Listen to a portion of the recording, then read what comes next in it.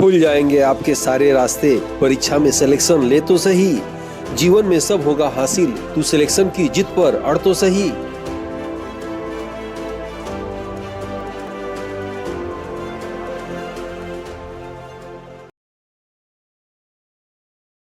Aditya classes exam गुरु channel में आप सबका स्वागत है। जैसा कि आप जानते होंगे, भारतीय संस्कृत की प्रमुख विशेषताओं की क्लास चल रही है।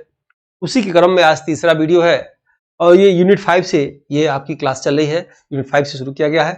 आइए इसमें देखते हैं। जैसा कि आप देख रहे होंगे सिलेबस अपना, और आपके सिलेबस के अनुसार ये जो 5वें यूनिट की क्लास है भारतीय इतिहास व भूगोल, चूंकि बहुत लंबा है उस हिसाब से ये पहला पॉइंट है भारतीय संस्कृत की प्रमुख विशेषताएं, और यहाँ से ये क्लास को शुरू किया गया। ठीक है, और इसका बताया गया था 3 भागों में वीडियो है और तीसरा और अंतिम भाग है।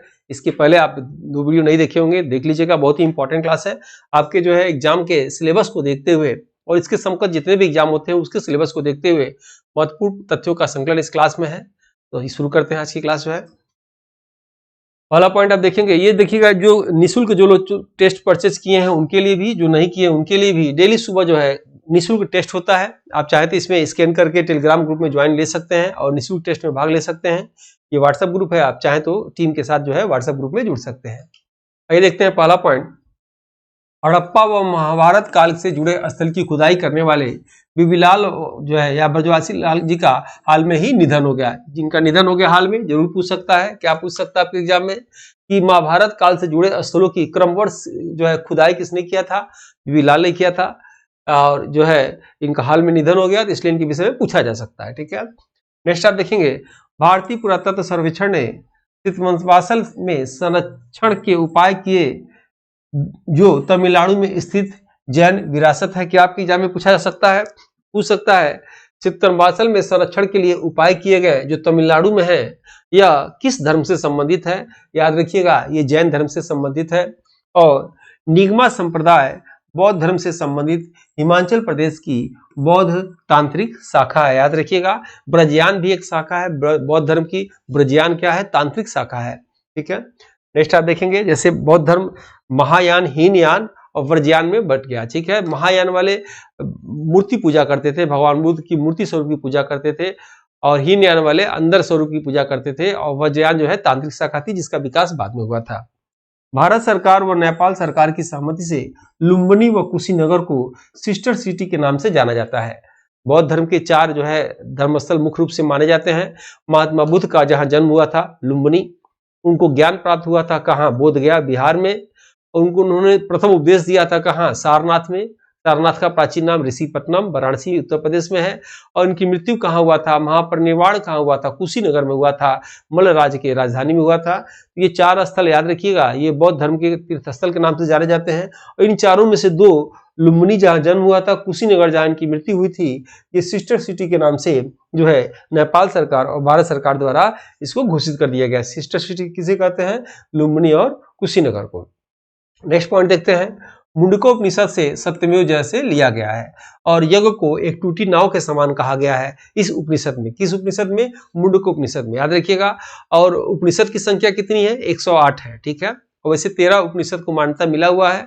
उपनिषद को वेदांत भी कहा जाता है। वेदों के अंत में जो लिखा गया वेदांत या उपनिषद है। ठीक है, तो कभी पूछा जाता है कि जो है चारों आश्रम का उल्लेख किसमें है? जैसे पूछा जाए भगवान श्री कृष्ण का जो है वर्णन सबसे पहले किस उपनिषद में है? तो छांदोग्य उपनिषद में आता है। जवालो उपनिषद में ऐसे कर नाम करके आता है। तो बीच बीच में इंपॉर्टेंट दिया गया। आप देखिएगा, पश्मीना पूछा जाता है। पश्मीना क्या है? बकरी की प्रजाति है जिससे लद्दाख में महीन कश्मीर ऊन प्राप्त किया जाता है, जो चांगथांग क्षेत्र में अधिक मिलता है। महाराष्ट्र के अलीबाग तहसील में रायगढ़ जिले में सफेद प्याज को जीआई टैग दिया गया। पूछा जा सकता है कि जो है सफेद प्याज कहाँ है? रायगढ़ जिले में। वैसे सबसे अधिक प्याज कहाँ होता है? नागपुर में होता है, आप जानते होंगे। सारनाथ प्राचीन नाम ऋषिपट्टनम से भारत का राष्ट्रीय चिन्ह लिया गया है, जो वर्तमान में भी सारनाथ के संग्रहालय में स्थित है। आपके एग्जाम में पूछा जा सकता है कि चतुर्मुख सिंह स्तंभ, ध्यान सुनिएगा, चतुर्मुख सिंह स्तंभ कहाँ है? तो सारनाथ में है। धमेक स्तूप पूछा जा सकता है। चौखंडी स्तूप कहाँ है? सारनाथ में है। मूलगंध कुटी बिहार कहाँ है? नवीन कुटी बिहार कहाँ है? ये सारनाथ में है। 4-5 नाम याद रखिएगा, आपको एग्जाम में अक्सर पूछा जाता है। भारत का राष्ट्रीय पंछी क्या है? मयूर। और इसका वैज्ञानिक नाम क्या है? पाओ स्टेटस। भारत का राष्ट्रीय पशु क्या है? बाघ। इसका वैज्ञानिक नाम क्या है? Panthera Tigris. भारत का राष्ट्रीय पुष्प क्या है? कमल।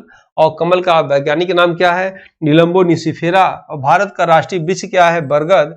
और इसका वैज्ञानिक नाम फाइकस बेंगालिसेस है। ये आप वैज्ञानिक नाम जरूर याद रखिएगा, क्योंकि कभी कभी अब ऐसे एग्जाम में पूछ रहा है कि भारत का राष्ट्रीय पंछी कौन सा है, तो सीधे वैज्ञानिक नाम ही दे दे रहा है। ठीक है, पूछ दे राष्ट्रीय वृक्ष कौन सा है, राष्ट्रीय पुष्प कौन सा है और वैज्ञानिक नाम दे दे, तो ये भी आपके एग्जाम में ऐसे प्रश्न आजकल आ रहे हैं। बोगजगोई अभिलेख एशिया माइनर तुर्की में है। बोगजगोई अभिलेख लगभग 1380 ईसा पूर्व में लिखा गया। देखिए, कहा जाता है कि पूरे पृथ्वी पर सबसे पुराना अभिलेख कौन सा है, तो सबसे पुराना अभिलेख अगर पूछे आपके एग्जाम में, क्या नाम लगाएंगे? बोगजगोई अभिलेख। ठीक है, ये कहाँ मिला? तो तुर्की में मिला। ये क्यों फेमस है? क्योंकि सबसे प्राचीन है, लगभग 1400 ईसा पूर्व में या 1380 ईसा पूर्व में ये लिखा गया था। और कहा जाता है जब लिखा गया तो वहां दो जो है कबीले वाले थे, हितनी और मितनी, दोनों में किसी बात को लेकर झगड़ा हुआ। जब झगड़ा हुआ तो उन्होंने बाद में फिर इन लोग के बीच में समझौता हुआ, और समझौता हुआ तो उसमें कई देवी देवताओं की कसमें खाई गई, और उसमें से भारत के 4 देवी देवताओं के भी कसमें खाई गई, जो एग्जाम में पूछा जाता है। और पिछली बार भी ये चीज आया था कि बोगजगोई अभिलेख में जो भारतीय देवी देवताओं की कसमें खाई गई, उसमें से कौन से देवता नहीं थे, क्योंकि 4 ही देवता थे। तो याद रखिएगा, बताए थे कि जो भी ऑप्शन 4 होगा या 1 होगा उसको पहले रट जाइएगा, क्योंकि 1 वाला 4 वाला जरूर पूछेगा। 4 वाला में कैसे पूछेगा? इसमें से कौन नहीं था। 1 वाले में कैसे पूछेगा? कौन था। ठीक है, तो जैसे ऐसे यहाँ प्रश्न देखेंगे आप, लिखा हुआ है बोगजगोई अभिलेख में इंद्र, वरुण, मित्र, नासत्य वेदों के 4 देवता का वर्णन है। इन्हीं 4 देवता का भी कसम उसमें खाया गया था। तो पूछेगा कि कौन से देवता का वर्णन नहीं है और किसी एक देवता का नाम हटा देगा, तो आपको ये 4 देवता का नाम रट जाना चाहिए। बिल्कुल भारतीय संस्कृति के इतिहास में ये विश्व में पूछा जाता है, याद रखिएगा ऐसे प्रश्नों को। बौद्ध धर्म की 3 शाखाएं, हीनयान, महायान, ब्रजयान, बताए थे आपको। जो लोग मूर्ति पूजा करते थे, मौ से मूर्ति, मौ से महायान, याद रखिएगा।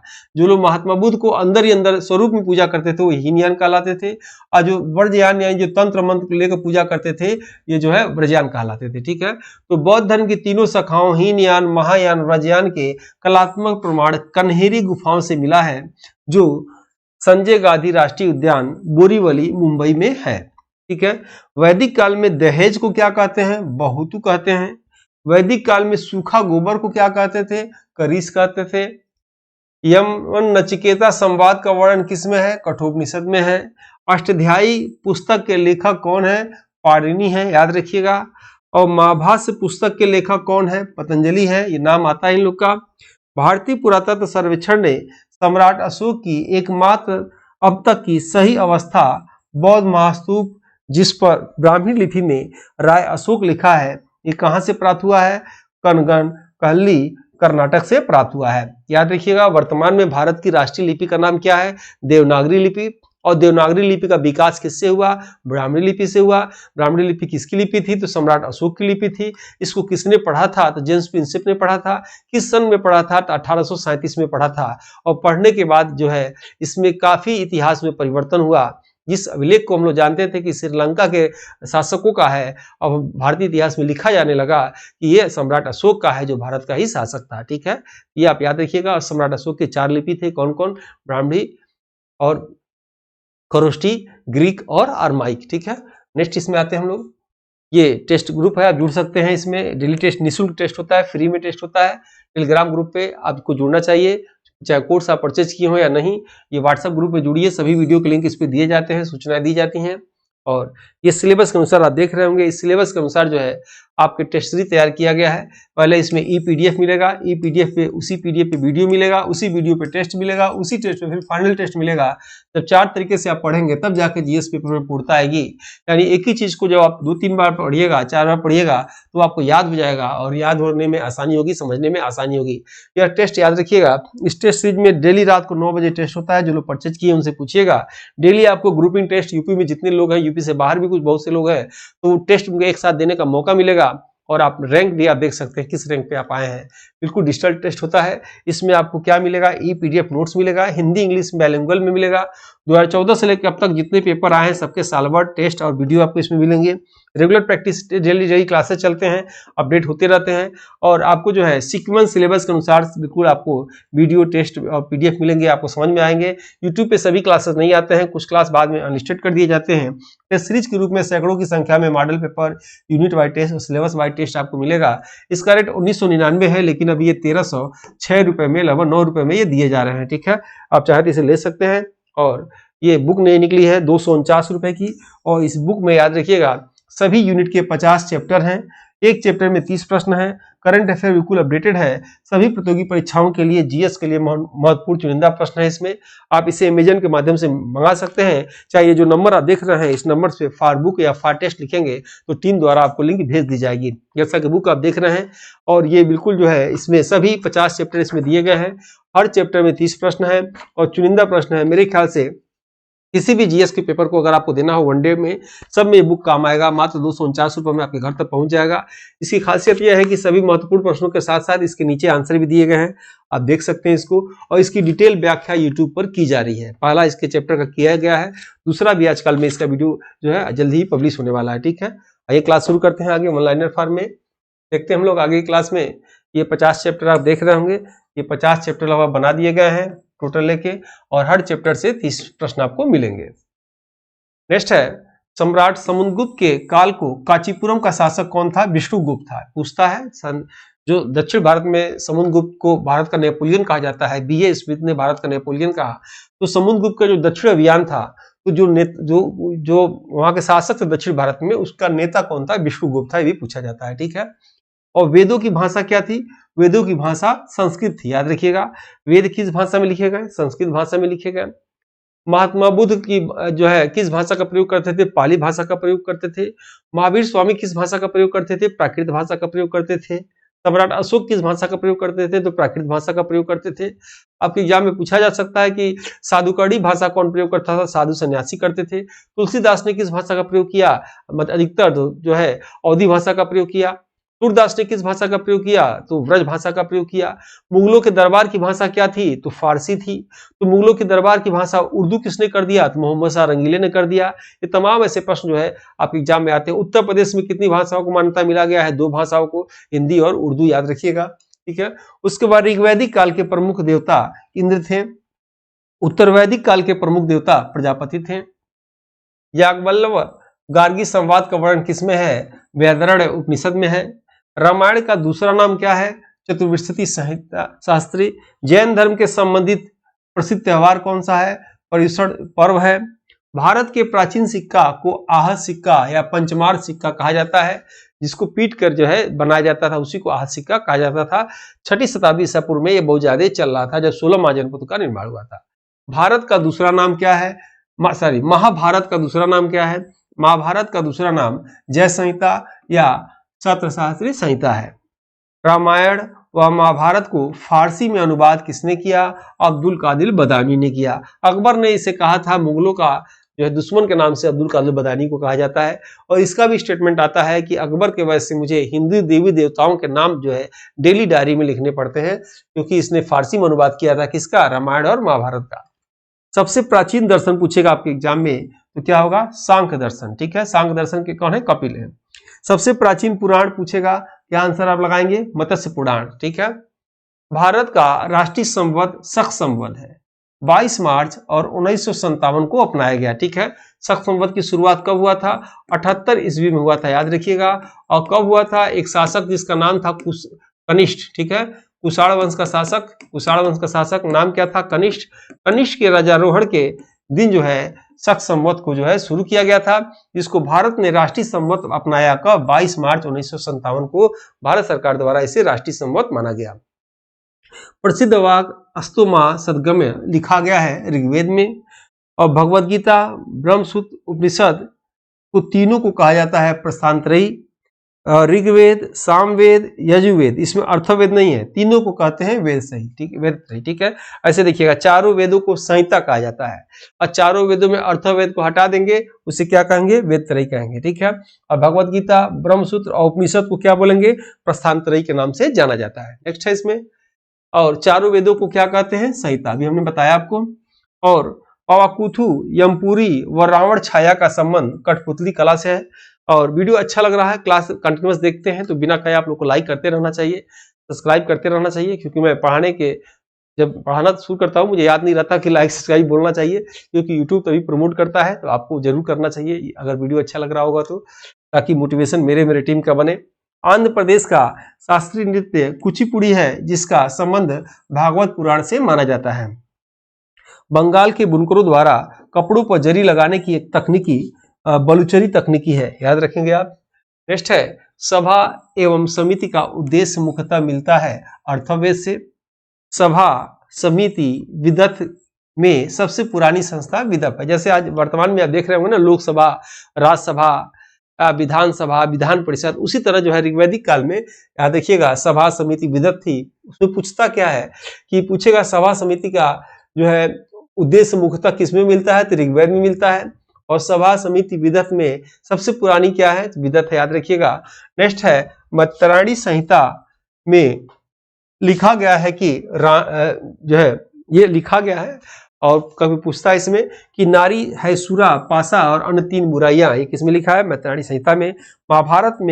महाभारत पर्व में 18 पर्व है, याद रखिएगा, 18 पर्व को मिला के महाभारत बनाया गया है। और इसका जो 6वां पर्व है उसका नाम है भीष्म पर्व, जिससे भगवत गीता लिखा गया है। और ये संस्कृत में, जब पूरा महाभारत संस्कृत में है तो ये भी क्या है, संस्कृत में है। महाभारत तो किसने लिखा, वेद व्यास ने लिखा।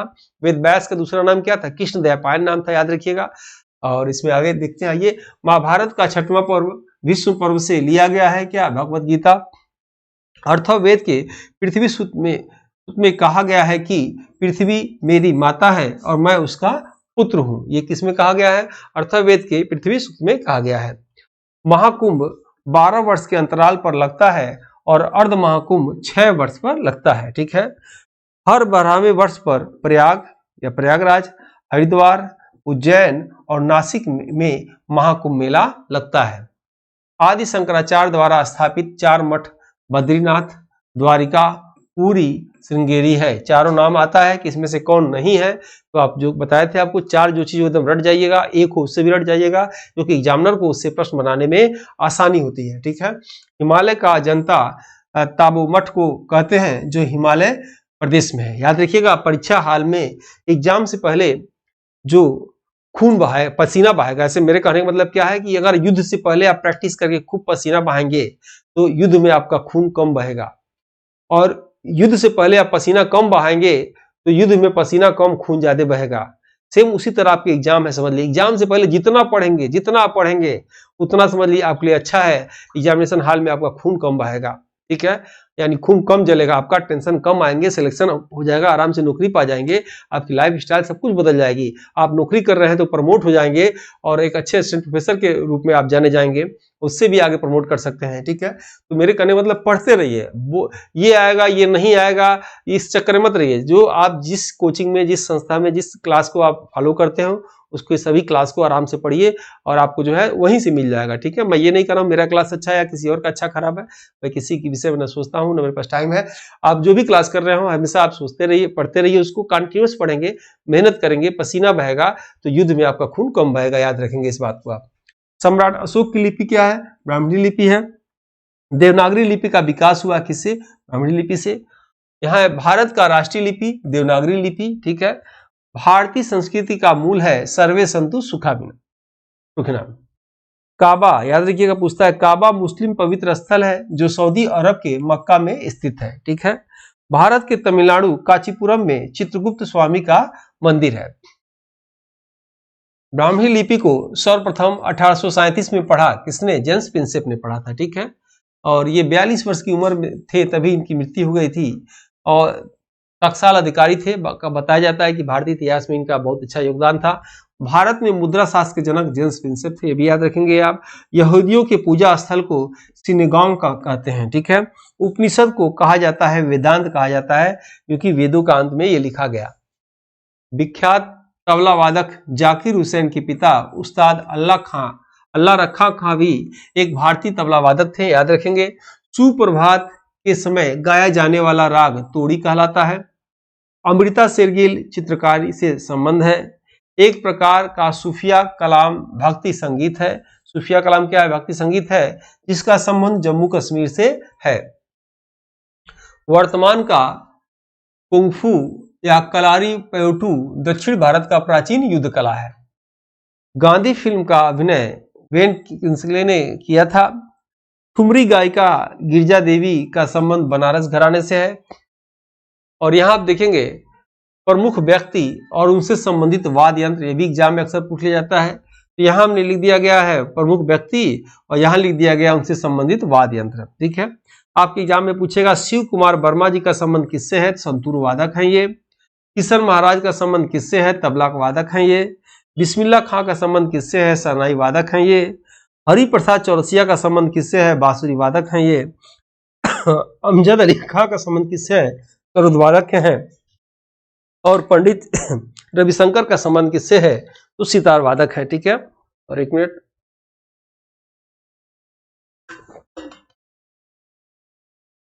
आइए देखते हैं इसमें आगे। पंडित रविशंकर जी का संबंध किससे है? तो सितार वादक है। और ये बुक चाहे मंगा सकते हैं, 249 रुपए की है। और इसमें यहाँ लिखा गया प्रमुख पुस्तकें और उनके रचयिता, ये भी बहुत इंपॉर्टेंट है, आप ध्यान से देखेंगे। प्रश्न इसमें से आते हैं, सब्जेक्ट में अलग आते हैं, और वैसे भी ये प्रश्न सदाबहार रूप में कभी एक प्रश्न जो है जीएस में या संस्कृति विशेषता में दिया जाता है। पुस्तक आप देख रहे होंगे और यहाँ लिखा हुआ लेखक। पहले देखेंगे मुद्रा राक्षस के लेखक कौन है? विशाखदत्त। 10 कुमार चरित्र के लेखक कौन है? दंडी। राजतरंगड़ी के लेखक अभी आपने पढ़ा, कल्हड़। अर्थशास्त्र के लेखक कौन है? चाणक्य। याद रखिएगा, यहाँ रुकेंगे। अर्थशास्त्र के लेखक चाणक्य हैं, लेकिन अर्थशास्त्र नामक पुस्तक अर्थशास्त्र पे नहीं लिखा गया, ये प्रश्न आ चुका है। अर्थशास्त्र पुस्तक जो है प्रशासनिक राजनीतिक पुस्तक है, याद रखिएगा, अर्थशास्त्र संबंधित पुस्तक नहीं है। जिसको किसने लिखा था? चाणक्य लिखा है। चाणक्य को भारत का मैकियावेली कहा जाता है, क्योंकि मैकियावेली याद रखिएगा एक लेखक थे, बताया जाता है उन्हीं की पुस्तक पे उसी स्थिति से मैच करता है, इसीलिए इनको कहा जाता है। ठीक है, नेक्स्ट आप देखेंगे कामसूत्र। कामसूत्र के लेखक वात्सायन है। अष्टाध्यायी के लेखक कौन है? पाणिनि है। नेक्स्ट है महाभाष्य पुस्तक के लेखक कौन है? पतंजलि है। और कर्पूरी मंजरी पुस्तक के लेखक कौन है? राजशेखर है। नागानंद पुस्तक के लेखक कौन है? हर्षवर्धन है। रत्नावली पुस्तक के लेखक कौन है? हर्षवर्धन है। प्रियदर्शिका पुस्तक के लेखक कौन है? हर्षवर्धन है। याद रखिएगा, तीनों पुस्तक पूछा जाता है, पता नहीं क्यों, ये किसका है? हर्षवर्धन का। और इनके दरबारी कवि थे, याद रखिएगा, वाणभट्ट थे। वाणभट्ट की पुस्तक का नाम हर्षचरित है। बच्चे यही कंफ्यूज कर देते हैं, इसलिए एग्जामिनर आज भी इसको फैशन बना के एग्जाम में देते रहते हैं। याद रखिएगा, हर्षचरित जो है वाणभट्ट ने लिखा था। वाणभट्ट हर्षवर्धन का दरबारी कवि था, लेकिन हर्षवर्धन ने भी 3 किताब लिखा था, नागानंद, रत्नावली और प्रियदर्शिका। ठीक है, इसमें नाटक भी है। और हर्षचरित किसने? वाणभट्ट ने लिखा था। पंचधांतिका किसने लिखा था? वारामिहिर ने लिखा था। बृहत संहिता किसने लिखा था? वारामिहिर ने लिखा था। स्वप्नवास दत्तम किसने लिखा था? भास ने लिखा था। मृच्छकटिकम किसने लिखा था? शूद्रक ने लिखा था। बुद्ध चरित किसने लिखा था? अश्वघोष ने लिखा था। और बुद्ध चरित को बौद्धों का रामायण के नाम से भी जाना जाता है। बौद्धों का रामायण के नाम से भी किसे जाना जाता है? बुद्ध चरित को जाना जाता है, याद रखिएगा। देवी चंद्र गुप्तम किसने लिखा? विशाखदत्त ने। विक्रमोदेव चरित्र किसने लिखा? विल्हड़ ने लिखा। प्रबंध चिंतामणि किसने लिखा? मेरीतुंग ने लिखा। सौरानंद किसने लिखा? सौरानंद पुस्तक को किसने लिखा? अश्वघोष ने लिखा। गीत गोविंद पुस्तक को किसने लिखा? जयदेव ने लिखा। पंचतंत्र पुस्तक को किसने लिखा? विष्णु शर्मा ने लिखा। मिताक्षरा पुस्तक को किसने लिखा? विज्ञानेश्वर ने लिखा। कातंत्र पुस्तक को किसने लिखा? सर्ववर्मन ने लिखा। लीलावती पुस्तक को किसने लिखा? भास्कराचार्य ने लिखा। सीयूकी पुस्तक को किसने लिखा? वेन्सांग ने लिखा। सीयूकी, वेन्सान, फुयुकी, पायन। ठीक है, याद रखिएगा, ये पूछता कभी कभी कि वेन्सान किसके समय आया था? हौ से वेन्सान, हौ से हर्षवर्धन, हर्षवर्धन के काल में आया था। और जो है फायान किसके समय आया था? तो चंद्रगुप्त विक्रमादित्य के समय आया था। ठीक है, ये अक्सर एग्जाम में पूछा जाता है। फोयुकी, फो से फायान, फो से जो है फो। ठीक है, तो फोयुकी पुस्तक के लेखक कौन है? फायान है। किसके समय आए थे? पता नहीं क्यों ये बहुत ज्यादा पूछा जाता है। चंद्रगुप्त विक्रमादित्य के समय। ठीक है, चंद्रगुप्त द्वितीय विक्रमादित्य के समय। और इसका भी लिख लीजिए, वेन्सान किसके समय आए थे? तो हर्षवर्धन के समय आए थे। ठीक है, हर्षवर्धन के समय आए थे। द नेचुरल हिस्ट्री पुस्तक के लेखक कौन है? प्लिनी है। नाट्यशास्त्र पुस्तक के लेखक कौन है? भरत मुनि है। भारत बेवड़ा पुस्तक के लेखक कौन है? तो पेरिंदवेनार है। रामावतार पुस्तक के लेखक कौन है? तो कंबन है, न कर दीजिएगा, कंबन है। और गीता रहस्य पुस्तक के लेखक कौन है? बाल गंगाधर तिलक हैं। मांडले जेल में इन्होंने इस पुस्तक को लिखा था, गीता रहस्य पुस्तक को लिखा था। हम नेक्स्ट देखिएगा, द लाइफ डिवाइन पुस्तक का लेखक कौन है? अरविंद घोष हैं। अनहैप्पी इंडिया या उदास भारत पुस्तक का लेखक कौन है? लाला लाजपत राय हैं। इंडिया मीन्स फ्रीडम पुस्तक का लेखक कौन है? अब्दुल कलाम आजाद हैं। पॉवर्टी व un British rule of India के लेखक कौन है? दादा भाई नौरोजी हैं। भारत के वयोवृद्ध पुरुष great old man of India के नाम से किसे जाना जाता है? दादा भाई नौरोजी को जाना जाता है। याद रखिएगा, धन निकासी का सिद्धांत किसने दिया? दादा भाई नौरोजी ने दिया। भारत भूख से मर रहा है, किसने कहा था? दादा भाई नौरोजी ने दिया था। भारत में सबसे पहले राष्ट्रीय आय किसने निकाला था? दादा भाई नौरोजी ने निकाला था। याद रखिएगा, गरीबी का आकलन भी दादा भाई नौरोजी ने किया था, जेल में बंद कैदियों के आधार पर किया था, और ये पारसी धर्म से संबंधित थे। ठीक है, आइए देखते हैं इसमें से आगे। नेक्स्ट, द इंडियन स्ट्रगल किसने लिखा? पुस्तक किसने लिखा? सुभाष चंद्र बोस ने लिखा। इंडिया डिवाइडेड पुस्तक किसने लिखा? डॉक्टर राजेंद्र प्रसाद ने लिखा। इंडिया मीन्स फ्रीडम पुस्तक किसने लिखा? अब्दुल कलाम आजाद ने लिखा। The economic history of India पुस्तक लेखक किसने लिखा? अक्सर पूछा जाता है, रोमेश चंद्र दत्त ने लिखा। ठीक है, और ये पुस्तक आप चाहे तो मंगा सकते हैं अमेजन पे। और वीडियो अच्छा लगे लाइक सब्सक्राइब जरूर करिएगा। वीडियो कैसा लगा कमेंट बॉक्स में जरूर बताइएगा, क्योंकि ये भारतीय संस्कृति की विशेषताएं जो है इस वीडियो के बाद जो है समाप्त हो गया। अब इसके बाद हिस्ट्री का सेक्शन चलेगा, जानबूझ के 5 मार्क्स सेक्शन शुरू किया गया है ताकि बड़ा और लेंदी है, इसको पहले समाप्त कर लिया जाए। तो मिलते हैं जल्द ही नेक्स्ट वीडियो में, तब तक के लिए जय हिंद जय भारत। इस समान अध्ययन की मॉडल पेपर बुक को हिंदी एवं अंग्रेजी दोनों भाषा में तैयार किया गया है, जो कि समान अध्ययन एग्जाम में किसी भी प्रदेश के असिस्टेंट प्रोफेसर एग्जाम, जीडीसी प्रवक्ता एग्जाम के साथ LT grade, GIC, TGT, PGT आदि एग्जाम में सहायक सिद्ध होगा। उपरोक्त एग्जाम के विगत वर्षों के पेपर का एनालिसिस करने के बाद वर्तमान एग्जाम पैटर्न पर इसको अनुभवी टीम द्वारा तैयार किया गया है, जो कि आपके समान अध्ययन जनरल स्टडीज एग्जाम के स्कोर को बढ़ाने में सहायक सिद्ध होगा। इन एग्जाम की कुंजी जीएस पेपर होता है। इसमें 4 बुक में 80 मॉडल पेपर हैं, जिसमें समान अध्ययन सिलेबस के सभी क्षेत्रों से महत्वपूर्ण व चुनिंदा प्रश्न हैं, जो कि अक्सर एग्जाम में पूछे जाते हैं। इस बुक पैक में आपको एक OMR शीट बुक और अमेजन डिलीवरी चार्ज फ्री मिलेगा। इस बुक के लिए आप 97 95 96 2010 पर व्हाट्सएप में फॉर बुक लिखकर